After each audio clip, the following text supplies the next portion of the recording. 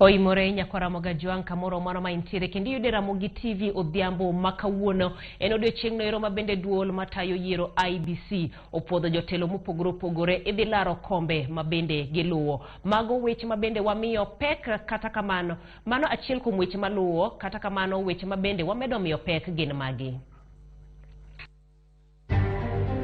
My team in Kenya Kwanza and I will work with you diligently so that we can have a credible, free, fair, democratic, and verifiable election. Duol matayo yiero IBC opodho ogai mar UDA William Ruto kod jalupne Rigathi Gachagua e laro kom tend piny.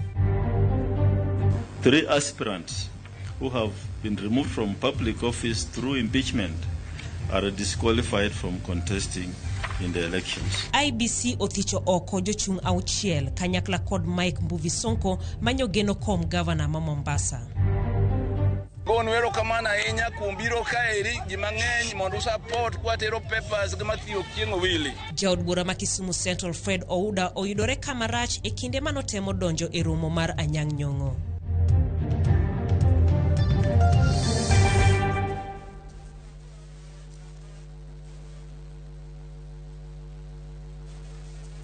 Egni e weche mag ang'ich welo iluonga ni Jaelieta.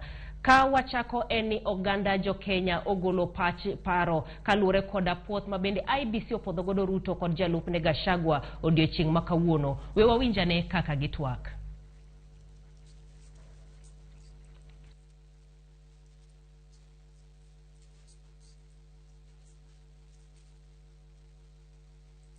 Watu walikuwa wanasema tunakimbia tukifanya kampeni, ningetaka kuambia hawajashuhudia chochote. Sasa ndio tutaanza, sasa ndio tutashika tutapiga barabara and tuende ndio tuanze kutafuta kula za uraisi na tuanze kutafuta kula za sisi kama wagombea viti humu kwa county mashinani.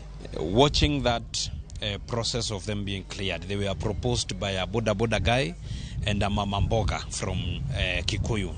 This is the government we are going to form in the next 2 months. The government where everybody is going to be on the table, the government where everyone is going to be appreciated, and the government where every opinion will matter. Hiyo ni jambo ambalo tumefurahia sana, ukikumbuka ya kwamba jana huyu Francis Atuli alikuwa amesema amenena ya kwamba wale wawili siku ya leo hatakuwa wanaweza kuidhinishwa, lakini tunafurahia ya kwamba wameweza kupitishwa na watakuwa wakiwania kiti mnamo tarehe 9 mwezi wa 8 mwaka huu. Na tunasema sisi kama wafuasi wa karibu sana wa Honorable Rigathi Gachagua pamoja na Deputy President William Samoei Ruto tutaweza sasa kuingia pale mashinani tuendelee na campaign. Bano kawadhi nyime eni jatend migao mar lwenyo seyo jalup jatend piny William Ruto kuom kwedo jatend migao mabendo chung' kod josiasa moko. Wamalo wacho ni Ruto owuon ne oyango ni ne onywako ne jotend migao kendo e kinde campaign mano mag laro tend piny Kenya e higa mag 2017. Kama Eugene Wamalwa anaunga mkono ni serikali ya baba na mama. Baba Raila Odinga na mama Martha Karua. Sasa kama hiyo inamuudhi Ruto sana, nataka nifungwe, samahani, I will not turn back. That is my stand, that is my right, and we shall not be intimidated.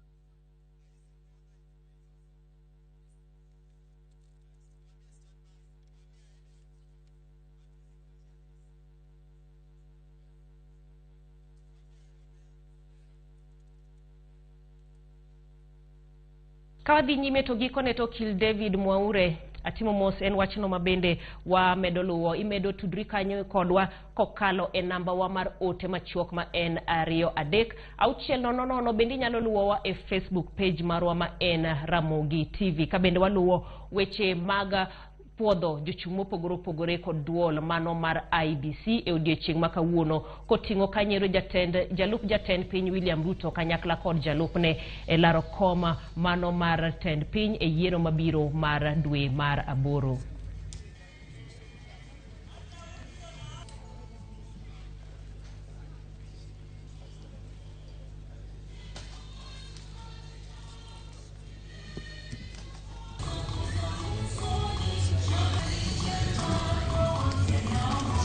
I am here because IEBC has been diligent. Even for me, I've spent about 10 hours since I came. It's because you are exercising diligence. And I would like to tell Kenyans that IEBC is doing a good job. This ticket is for every Kenyan who has been crying for change and saying we need change. We need alternative leadership.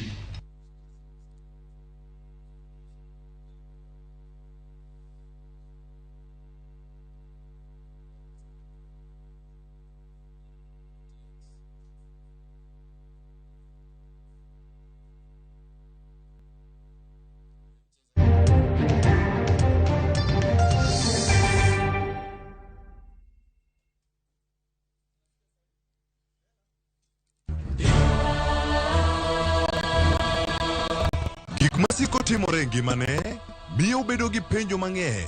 Ana nyalo timo ni gima rach ahinya tapki.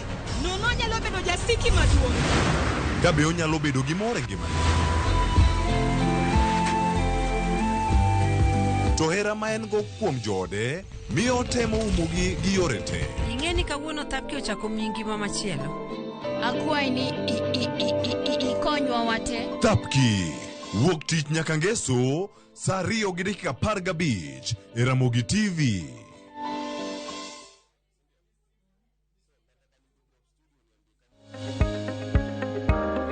Luok lweti kinde ka kinde ka itiyo kod sabun kod pi maler kendo mamol mondo igeng' landruok mar tuo mora mora.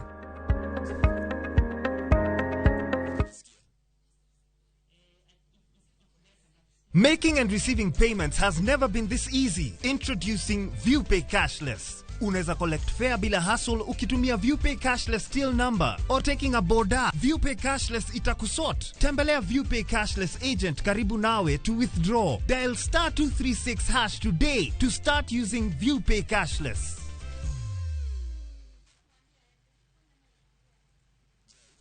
Introducing BimaTap Comprehensive Cover from Direct Line Assurance. You can now enjoy a 1-month comprehensive cover for your personal motor vehicle in a few simple steps. Dial *487# for insurance. Chagua BimaTap Comprehensive. Enter your vehicle number plate, ID number and name. Enter the estimated vehicle value. Then select the start date. You'll get your cover as soon as the payment is made. Get your BimaTap Comprehensive Cover today. Direct Line. Every day is sure.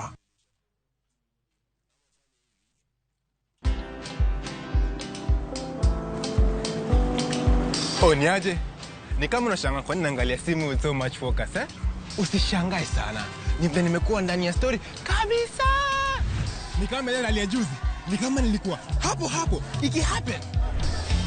And when this new market was being opened, ni kama nilikuwa hapo tu. Hata vile local tourists for a special rate at the coast, I was there. And when this new road was being commissioned, I was right there. Na hata wewe, unaweza kuwa ndani ya story, wherever you are. Just download Citizen Digital. Stay informed on all the news and events as they happen across the country, the continent, and the world at large. Download Citizen Digital, Kenya's #1 news app.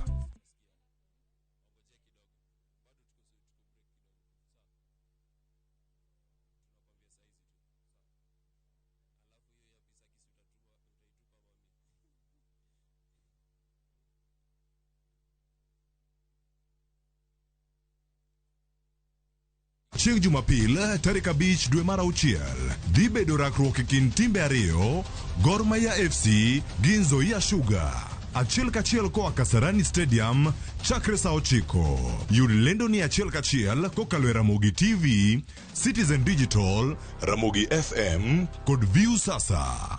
Powered by Shabiki.com.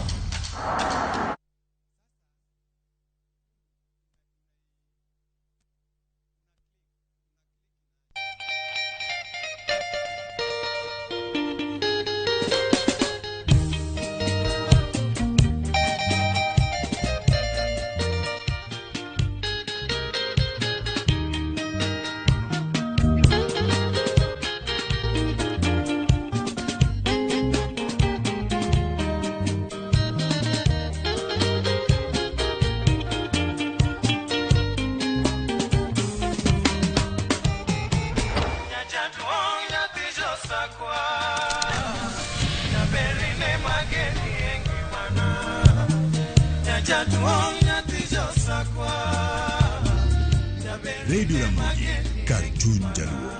Radio Ramogi.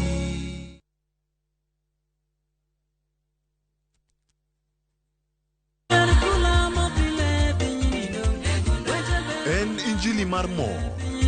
En injili man gi ko. En injili maler maber. Bed gi yie maonge luoro.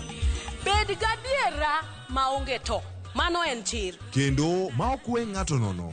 Injili makelo lokruok makare. Tudri kod Roda Nyarko Kitmo, Jilo Jamwaka, kod Ken the DJ. Yae, Injili nyale. Jumapil ka Jumapil, chakre sa 12 mar okinyi. E chenro mar Injili kalo, e Ramogi TV.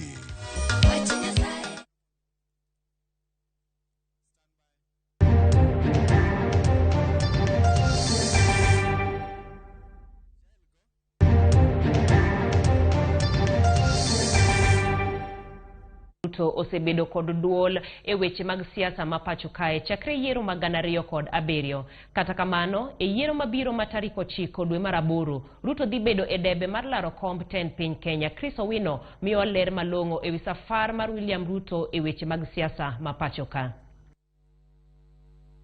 William Samoei Arap Ruto ne onyuol tarik 21 dwe mar 12 e higa mar 1966 e gwenge mag Kamagut e kaunti ma Uasin Gishu. Ne osomo e skund primar ma Kerotet kod skund sekondar mag Wareng kod Kapsabet Boys. Bang' tieko sombe mar sekondar, Ruto ne oriwore kod mbalariany ma Nairobi kama ne oyudo simbo mar degree, masters kod PhD e lony mar nonro mag le kod kit mwandu mati e lo. E weche mag siasa, William Ruto ne ochako banka ne orwake kweth mar YK92 kod jaod bura machon ma Lugari, Cyrus Jirongo. YK92 en kweth mar rowere mane ochuog mar siro lwedo kendo choko omenda mar siro jatend piny Kenya mar 2 mosenindo Daniel Toroitich Arap Moi. E kweth mar YK92, Ruto ne otiyo kaka jakeno margi e chenro mar goyo debe ne mosenindo Daniel Toroitich Arap Moi e yiero mar 1992.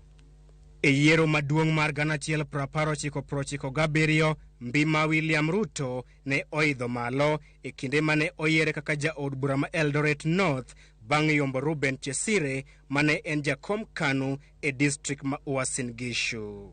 Kaluwore gi chia mare, Ruto ne ogwel kaka jatatije maduong' mochung'ne weche yiero e duond bura mar KANU.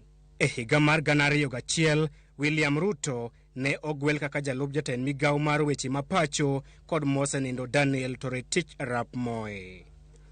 Ruto ne omed lemo kendo kaka jatend migawo bang' ogai mar ODM Raila Odinga telo ne moko kuom josiasa mapacho kae e wuok e duond bura mar KANU kendo loso riwruok mar siasa mar NAK motelo ne yiero maduong' mar 2002. Ruto ne odong' e duond bura mar KANU kendo ne oyombgi kod riwruok mar NAK e yiero mar 2002. William Ruto ne oriwore kod Raila Odinga kendo higa mar 2005 e kinde ombulu mar paro kama ne gikwedo paro mar chike bwo riwruok mar ODM, riwruok mane onyuolo duond bura mar ODM e higa mar 2007 kama ne en achiel kuom jodito mag ODM mane ong'ere kaka Pentagon. William Ruto ne olando dwaro mar laro kom maduong' mapacho kae e yiero mar 2007 kod otiko mar ODM. Kata kamano Raila Odinga ne oyombe e welo mag ODM kama ne otieko e thuolo mar 3. Bang' lweny mag 2007-2008, piny owacho mar Barwa ne olos kama ne Ruto ogwel kaka jatend migawo mar pur. Kaluwore gi weche mag mibadhi mane itudego e migawo mar pur, Raila ne oteng'o lwete mogo. Kata kamano jatend piny Kenya mar 3 mosenindo Mwai Kibaki ne odwoke kendo e tend migepe kaka jatend migawo mar somo mamalo. The Constitution did not change the principle that you are innocent until proved guilty. Motelo ne yiero mar 2013, Ruto ne oloso duond bura mar URP kendo ne otiyo kanyakla kod TNA mar Uhuru Kenyatta. Bang' loch mane giyudo, Ruto ne oyier kaka jalup jatend piny mokwongo e bwo chike manyien mar 2010. I, William Samoei Ruto, e kind higa mar 2013 kod higa mar 2017, Ruto kod Uhuru ne otiyo maber ka osiep manie kindgi ne nenore ayanga kuom rwako koti, sede kod tai machal. Sasa wewe William kuja uongee kidogo na wewe. Kata kamano, weche ne ochako lokore tok yiero mar 2017 bang' mosruok e kind ogai mar ODM Raila Odinga kod jatend piny Uhuru Kenyatta tarik 18 dwe mar adek e higa mar 2018 e rangach mar Harambee House. Ruto ne ochako kwedo moko kuom chenro mag piny owacho kaka paro mar timo lokruok ne chik ma pacho kae mong'ere kaka BBI, ka owacho ni en mar tieko lek mare mar telo ne piny Kenya. we must be careful that we do not, this process is not hijacked by the political class and be made a subject of sharing positions or sharing power alone. Jatend piny Uhuru Kenyatta bende ne ogolo koke kendo mayo William Ruto moko kuom tijege kendo keto tije makamago e bwo apisi mar jatend migawo mar arita kwe Dr. Fred Matiang'i. Kata jo od bura motenore kod William Ruto mane otelo ne komiti mag od bura mamalo bende ne ogweth oko. Kaluwore gi osiepe kind Uhuru kod Raila, Ruto ne ochako duond bura mar UDA ka olero ni nitiere chenro mag ling' mar tamre miye otiko mar duond bura mar Jubilee. Ruto ne odhi nyime kod pango ode kendo ywayo nyaka jotelo mamoko machon mag NASA kaka Musalia Mudavadi kod Moses Wetangula e riwruok mar Kenya Kwanza. William Ruto osebedo ka goyo siasa mar ting'o malo jopiny kowuok e ong'ala mapiny nyaka ong'ala mamalo. Bottom up, bottom up. Pap koro odong' ne jogo ombulu maromo milion 22 ma pacho kae. Chris Owino, Ramogi TV, Nairobi. Duol mochung' ne yiero kod kiewo IBC bade Masiaya opodho jochung' ariyo malaro kom gavana e kaunti Masiaya. Nicholas Gumbo mabende ringo kod otiko mar United Democratic Movement mano UDM okwedo wacha mano mar nyumo ombulu ne duond bura achiel e kombe mopogore opogore mag siasa motis ni 6Ps.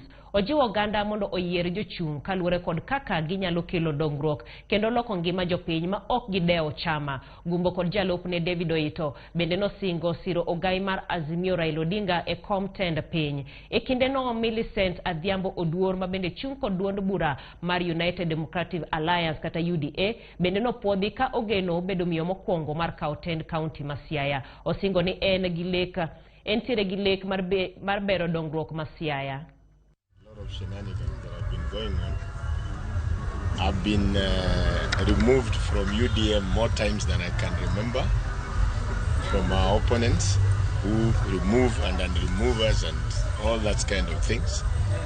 Now I think they should relax, rest easy, campaign, and let the people of Zia decide on the 9th of August. What we pledge is that we are going to conduct campaigns devoid of name calling.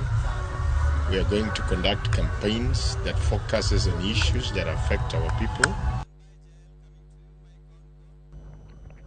Duol matayo yiero podho jachung' e kom gavana ma Nairobi Polycarp Igathe kod jalupne Ngire Philip Kaloki. Igathe gi Kaloki chung' kod otiko ma Jubilee ka bende gin jochung' ma isiro kod kweth mar Azimio e komno. Kane giloso bang' chwalo oboke gi ne IBC, jotelogo nolero ni giikore mar manyo ombulu mabiro miyo gi tend kaunti ma Nairobi. Bende gisingo bero chenro mag ohala ahinya to ne rowere kaachiel kod bero ler mar boma ma Nairobi.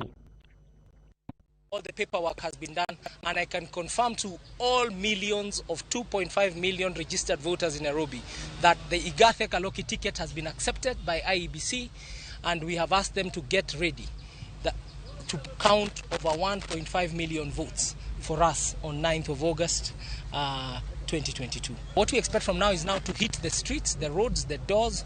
We will be in each and every single ward in Nairobi together with our supporters, canvassing for the vote. I am from this city. I've worked here. I've lived here. My residence is here. And so I understand this city. I understand the different areas and the issues affecting our city. And we should be able now to be able to come in so that we can be able to address the issues in this city. Issues of drainage, issues of making sure we collect the garbage and we keep the city clean. That is an agenda that we have. And the issues of water.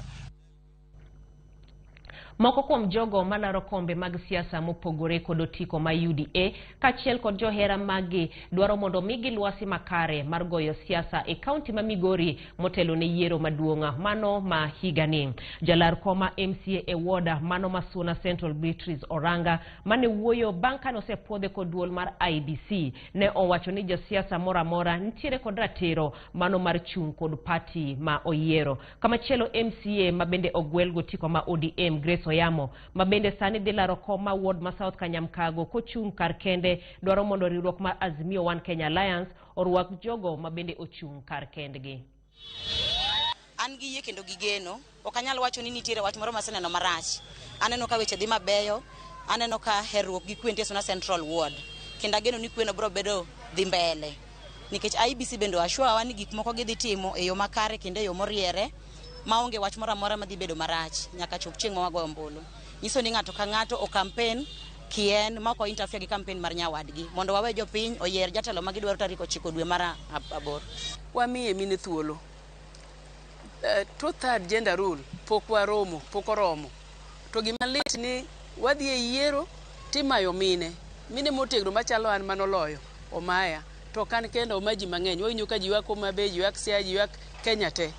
Wakwani mondo mi wakony kata mana baba mondo ti maber kata mondo meet the two-third gender rule oningo mimi ne thuolo. His Excellency Right Honorable Raila Amolo Odinga is not a village leader. He's a national figure. In fact, he goes beyond national level. So I welcome him and I will be part of the team to support him.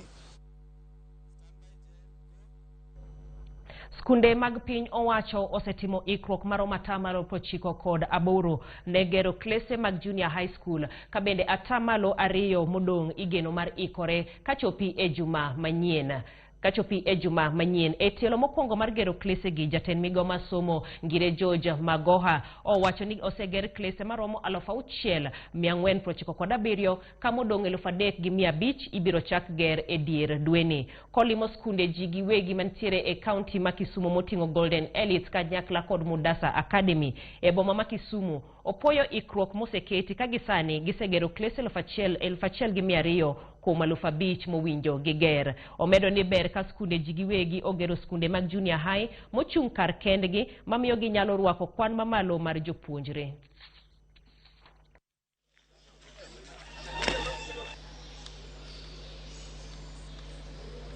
We are at 98% completion. The few that are left, the 2% that are left, I'm sure by mid of next week they will be complete. We'll launch that from next week, and we are hoping that by the time we are handing over, I hand over when the next cabinet secretary has been sworn in.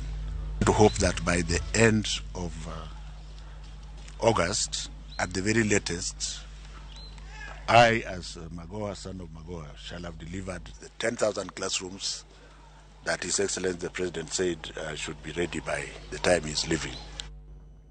Duol matayo yiero IBC ochungo ng'wech mar josiasa 6 mane laro kombe siasa mopogore e yiero mahigani. IBC norem podho Mike Mbuvi Sonko mabende geno kom gavana ma Mombasa kod Paul Karungo Thangwa manyo chung' e kom seneta ma Kiambu nikech nosetichgi oko e kinde mane gin e telo. Jakoma IBC Wafula Chebukati nochiwo duoko makamago bang' nono list ma jochung' 241 mane duol mar EACC ochwalo negi. Simfro Sokinda nigi ler mathoth. Duol mar IBC okumo Mike Mbuvi Sonko e laro kom gavana ma Mombasa e yiero maduong' ma higani. Jakom mar IBC olero negi ng'uko ng'wej Sonko kaluwore ni ne osethiche oko kaka jatend kaunti ma Nairobi ka itude kod keth mar tiyo marach kod apisi. The reason for disqualification was and remains that he was removed from public office for abuse of office. Chapter 6 of the Constitution is disqualified from holding any other state or public office, whether effective or elective or appointive. Jachung' machielo mabende ne okopuodhi kuom ketho mar tiyo kod apise tok chik en MCA machon ma Kiambu Paul Thangwa, manyoge no mar yudo lemo mar seneta e kaunti ma Kiambu. Thangwa ne oteng' lwete mogo kaka jatend migao ma Kiambu kane otiyo e bwo Ferdinand Waititu mabende ne ogol e telo ka itudo kod mibadhi. Jachung' machielo malaro kom gavana ma Mombasa Shitava Anthony bende koro lek mare odong' mana gi kanyo tok ka IEBC oyango ni ne okoluwo chik madwarore. Thuo Madhenge manyoge no tayo kaunti Nyeri e kom mar gavana kod Ekamasi Loro Mukai malaro lemo makamano e kaunti ma Turkana bende koro IEBC othicho oko. IEBC oyango ni jotelo ariyo gi ne onge kod oboke mag somo madwarore mondo puodhgi e kombe mane gichung'ie. The position of the commission and indeed the law remains that the aspirant is disqualified unless he submits a valid decree from a recognized university in Kenya. Duol mochung' ne kedo kod mibadhi EACC ne ochwalo nyinge 241 mag jochung' mane nigi buche mag mibadhi e doho kod makitgi ne obal gi mago ma oyangi e sula 6 mar chike ma pacho kae matayo weche mag telo. Kata kamano duol mar IEBC oweyo thuolo ne joma pod buchegi dhi nyime doho mondo chung' olar kombe mag siasa. Again, in keeping with the constitutional principle of innocence until the contrary is proved, the Commission advises that persons facing active prosecution in court are not disqualified by law and may contest in elections as candidates. Jochung' 10 e kom gavana kod moro achiel e kom tend piny pod itimonegi nonro kod duol mar EACC ka itudogi kod mibadhi. Simfros Okinda, Ramogi TV. Kawadhi nyime eni duol ma IEBC opuodho jatend UDA William Ruto kendo ogonye thuolo mar laro kom tend piny Kenya e yiero maduong' ma higani kachiel kod jalupne Rigathi Gachagua. Ruto nosingo luwo chike mag yiero nyaka giko ka bang'e to notero kampen ma Kenya Kwanza e alap ma Kamkunji kama ne gitwake kod jopiny. Walter Nyambaga eni kanyo kendo miyowa mathoth. Ogai maduong' bura mar United Democratic William Ruto ne ochopo kar romo Bomas of Kenya mondo podhe kod duol mar IEBC. Under United Democratic Alliance Party. Ruto ne opodhe kod jakom mar IEBC Wafula Chebukati mane ojiwe mondo koro lure kod chike mag yiero nyaka giko. As you go out to campaign, and this is for all candidates, please observe the code of conduct, ensure that the statements you make don't cause are not likely to cause hatred among the citizens. Ruto ne olero ni kweth mare biro timo campaigns margi yor chik kendo lero ni giyie kod chenro mag IEBC. We are confident that you are up to the task. I also want to commit that my team in Kenya Kwanza and I will work with you diligently so that we can have a credible, free, fair, democratic, and verifiable election. Jalup jatend piny William Ruto lero ni kweth mare mar Kenya Kwanza oikore matayo campaign mano motenore kod chike matayo yiero. Ruto wacho ni gin kod adieri ni IEBC bende koro biro tayo yiero no man thuolo. Kata kamano, gilero ni onge tiende dhi e twak kod jochung' mago malaro tend piny Kenya ka kitwak mar dayo dhok no gin chal ka gima duoko mare ok nyal bedo man thuolo. Ruto bende ne oyango ngire Kithure Kindiki e kaka agent maduong' mabiro chung' ne tudruok e kind duond bura mar UDA kod duol mar IEBC. Gavana ma Turkana Josephat Nanok kod jagoro maduong' mar UDA Veronica Maina gin moko kuom jotelo mane oting'. Bang' wuok Bomas of Kenya, jotelo kod johera mag Kenya Kwanza ne ochopo e lap ma Kamkunji. Ruto kod Lange ne ogode bene Kenya Kwanza mondo jodak ma Nairobi olutnegi ombulu ka giwacho ni gin kod lai mowinjore mar loko ngima jo Kenya. Na sisi tumesema kama serikali ya Kenya Kwanza wamama wetu katika ile baraza la mawaziri, nusu 50% ya baraza la mawaziri ya Kenya Kwanza itakuwa ya wamama wa taifa letu la Kenya. Telogo Singo bero luasi maruchumi. Tunakuja hapa kuambia ni nini tunataka kufanya pamoja na nyinyi kama partners. Tunaleta ajira namna gani? Tunazalisha chakula namna gani? Tunapunguza madeni ya nchi yetu namna gani? Tunaleta ajira kwa vijana namna gani? Bendegi nyiso chir mar yombe yiero maduong' e telo mokwongo. Ndugu na dada, tarehe 9 mwezi wa 8 ni round 1. Round 1. Walter Nyambaga, Ramogi TV, Nairobi.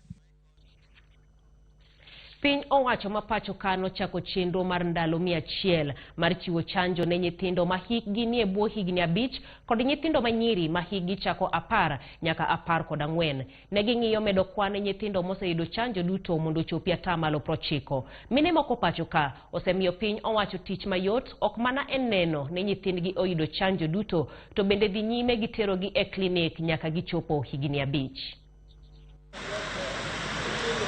Okinyi e kar thieth ma Lumumba e boma ma Kisumu. Jonyuol donjo ka giting'o nyithindo girieyo nyaka klinik mar nyithindo. Gin nyithindo mathothgi pod tindo. Kata kamano, familia achiel neno kabisa ka gin nyithigi biro kawuotho kendo orwako lep skul. Irene Olwande en janyuol mosekawo okang' mar kelo nyithinde klinik nyaka gichopo higni 5 kopogore kod kaka thoth jonyuol timo mar tieko wuodh tero nyithindo e klinik ka giyudo chanjo mar higni 2. Sani koka Jeremy otieko klinik ne mar higa 5, koro mae the last clinic mobiro. To kawono be akelo Liam e klinik ne mar 3 years, aduoke e klinik mar abiro duoke kendo ken gi 3.5 years. En okang' manokawo kodwaro mondo nyithinde obed gi ngima maber. Wachno ma jachiw thieth e klinikno wacho ni konyo thoth nyithindo. Anyagra matek mondo akel gi klinik nikech kaka ng'ama mama adwa ni gibed gi ngima maber, gibed gi good health, to adwa ni giyud the best out of life and what it has to offer. Nitiere milestones monego beni, gik monego beni nyathi timo kochopo kiwango mane. Koro mago some of the things ma wang'iyo.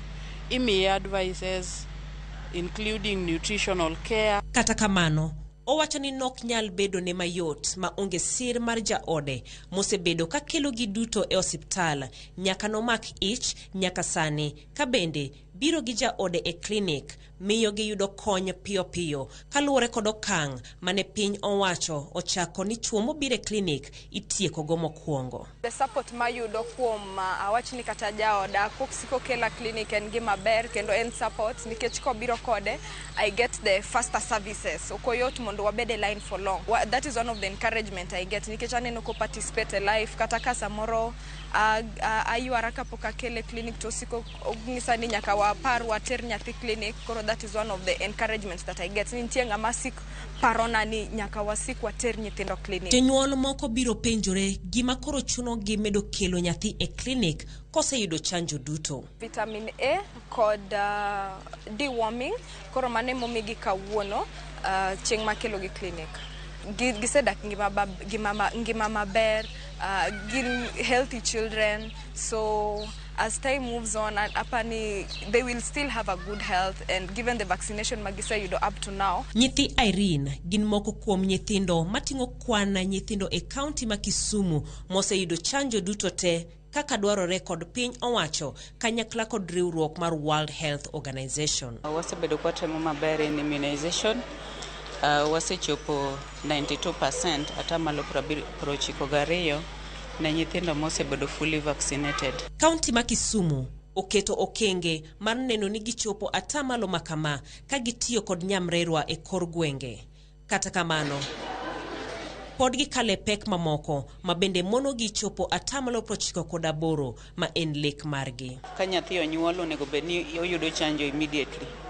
to inwang' ka nitie kanisa moko ma samoro kano nyithindo kinde mang'eny kapok gibiro osiptal mondo giyud chanjo. Jonyuol kaka Olwande chiwo ranyisi mar medo kang' e rito ngima nyithindo kokalo terogi e klinik kata bed ni giseyudo chanjo duto te. Gino magiwacho ni medo rito ngima nyithigi kendo gayo tuoche mathoro mako nyithindo. Jaelieta, Ramogi TV, Kisumu. Jatend duond bura mar Wiper Democratic Movement Kalonzo Musyoka koro ramo ni jatend Azimio Raila Odinga ema biro loso sirikal mabiro tok dwe mar 8. Kalonzo manotero kisera mar ombulu Narok owacho ni piny Kenya mangima oikore ne tendo Odinga kaluwore koda chia mare e kinde ma osekalo. To kaka jafombo marwa Eric Owenga lero, Kalonzo osingo chung' motegno kod Raila Odinga nyaka e debe. Bang' duogo e Azimio tich ang'wen, Kalonzo koro singo ni okobi yweyo kata matin nyaka ni Odinga yudo ombulu matere e kajot mar tend piny Kenya dwe mar 8. From today tunatangaza ushindi mkubwa wa Azimio la Umoja One Kenya. Na nyenye muamue kama wananchi wengine wa Kenya wameamua, na Mungu atakuwa pamoja nasi. Kalonzo kukubali kukuja kuungana na sisi zote kwa Azimio, ndio amehakikisha tunamaliza hii kazi round 1. Angalia kenye kunaendelea kwa Mount Kenya. Mheshimiwa Martha Karua amebadilisha kila kitu. Kalonzo sechego no wukutumosuo gi jatend Kenya Kwanza Ruto iwach mar kuo ombulu kosayo Ruto kuom wuoyo kinde duto ewi kuo mar ombulu. Kwanza ni hao wenyewe hawa wenye wheelbarrow. Nimeona juzi moja akilia akisema kura zake zimeondolewa kwa orodha ya wapiga kura. Anajuaji? Ni ile kazi alikuwa akitufanyia mimi na Raila. Sisi hatuna hiyo tabia. Sisi tunataka tuchukue kura yote. Kalonzo notengi jakom mar KANU Gideon Moi duto manokoni oganda Masai onanigi chung' kod Odinga e yiero mabiro. Tuhakikishe Raila Amolo Odinga amekuwa nini? For the stability, predictability, conformity, peacefulness of this country called Kenya. Dari akisema turn left, una turn left. Alisema juzi turn right, enda kwa Raila Amolo Odinga. Hakuna permanent enmity kwa siasa, si ndio? Basi sisi tunajua tarehe 9 nani atakuwa rais wa Kenya? Raila Amolo. Habari ndio hii. Mushikamane, muko wachache, mukitengana, you don't have the numbers, you only make a difference when you're united. Gai mar Wiper Kalonzo Musyoka koro singo ni obro bedo kaka patagdo ot kuom Odinga mane no Odinga oyudo ombulu duto madwarore mar chope e kar jot maker dwe mar 8 higani. Eric Owenga, Ramogi TV, Suswa, Narok County. M-Pesa kod Atimo mos M-Pesa kod Visa ochako chenro mokwongo mabende biro miyo jonyiepo nyalo tiyo kod M-Pesa mano kanyo ero e pinje ma oko ka gitiyo kod kada mong'ere kaka M-Pesa Global Pay Visa Virtual Card. Mendi biro miyo jo Kenya nyalo timo nyiepo kuonde pinje madirom 200 ma ok gitiyo kod omenda ma aching'. Mae ineno ni biro reso jonyiepo kuom osuru mabende pinje moko ochuogo ne jok mawuok e pinje ma oko. Customer koro nyalo ndikre ne chenro manyien no kokalo kuom lony mar M-Pesa app. Kata kamano, gibiro nyalo nyiepo ka gitiyo kod omenda madirom Sh300 odiochieng' kodiochieng' kaluwore koda chike mag M-Pesa kod mago matayo tiyo kod omenda e pinje ma oko. We are really delighted to be launching the M-Pesa Global Pay Visa Virtual Card. As you know, Safaricom has been a very successful telecommunication business, and also, of course, M-Pesa being a very successful payment platform. But our strategy is to go beyond connectivity and go beyond payments, which has been extremely successful, and broaden our business to do two things. One is to enable individuals live the lifestyles they want, and the second is to empower business. And that's why we talk about being a purpose-led technology company. Globally, virtual cards have helped in the alleviation of poverty, the development of productive, empowered citizens, the promotion of business prospects, and the stimulation of economic progress. Obila ma Garissa omako achije ang'wen mabende ne oyud kod nyasore kod yedhe mamoko mabende mero ji. Achije go eko nondhi e ot moro mano e kar dak mar Windo kama ne oyudgi kod yedhe go eko ma nengogi dirom siling 400,000. Kamishona e kaunti ma Garissa Boaz Cherutich oyango ni achije go ibiro chwal e doho mano chieng' wuok tich e juma manyien. Cherutich osingo bende nondo matuta ka nondo ma oheu lieko ni yedhe go nyaka bedi no wuok e piny Ethiopia kane achije temo usogi e boma ma Garissa. We were able to recover this bank which you can see, and I can maybe narrate as follows. There are a total of 676 sachets you can see which are rolled in this white paper. We have 187 rolls.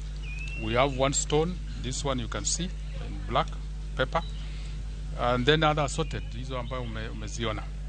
All these with the street value of Kenya shillings 413,000 Kenya shillings, and therefore these are dangerous drugs which have been smuggled through the neighboring country, targeting the youth within this town. And therefore we want to appeal to the members of public to continue assisting the police, giving information, sharing information, so that we can get hold of the few remaining cartels.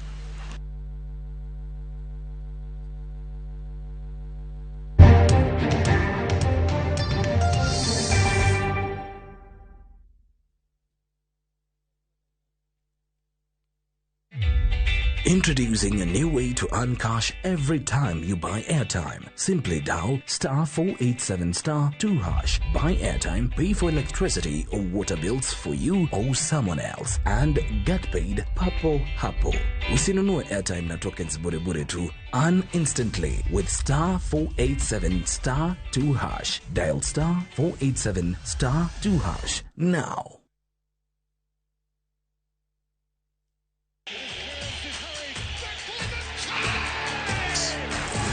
Have doodles taken over your home? Hey, I need to suck your blood. Get Bolt and get your home back. Unlike other insecticides made from toxic synthetic pyrethroids, Bolt is made from 100% natural Kenyan pyrethrum, making it gentle on you but deadly on flying and crawling insects. When doodles strike, stop them dead. Bolt insecticide, gentle on you, deadly on doodles. Get Bolt insecticide today.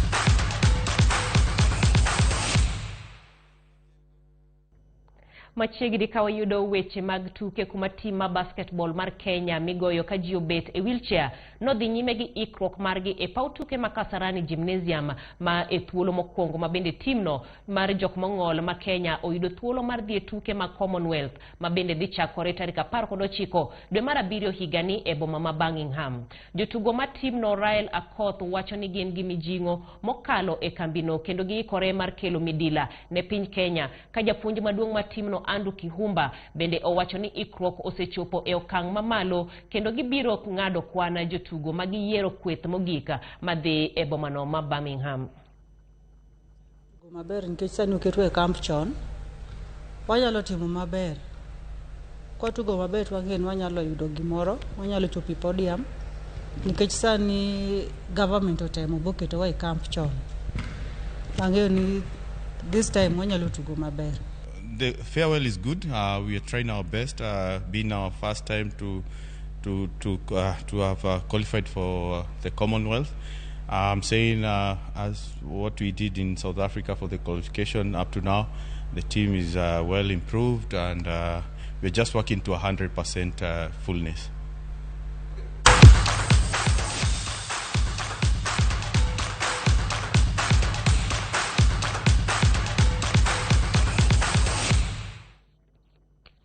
Wadhi wegi kanyo gi sani iluonga ni Jaili to chakwa tudre kochopo saa 3 kamedo kelo di wechege mano oimore. jaloko marwa iluongo ni Belinda Adhiambo. Wanere kochopo saa 3 bed godhiambo makare.